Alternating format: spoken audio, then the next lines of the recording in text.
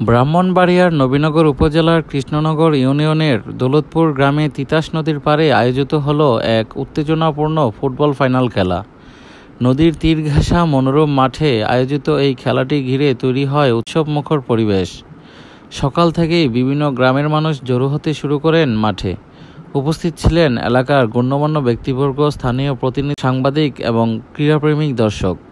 দুই শক্তিশালী দলের লড়াইয়ে মাঠে শুরু থেকেই ছিল উত্তেজনার পারদ। খেলোয়াড়দের দৃঢ় মনোবল, চমৎকার পাসিং আর গোলের সুযোগ তৈরি করে বারবার দর্শকদের উল্লাসিত করেছে।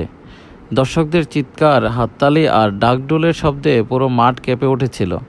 মধ্যবিরতির সময় দর্শকদের জন্য ছোটোখাটো আয়োজন ছিল, পানীয়, নাস্তা ও শিশুদের খেলা। মাঠের একপাশে দেখা যায় স্থানীয় স্বেচ্ছাসেবকরা খেলাটি সুশৃঙ্খলভাবে পরিচালনা করেছেন। শেষ মুহূর্তে এক অসাধারণ গোলের মাধ্যমে নির্ধারিত হয় বিজয়ী দল।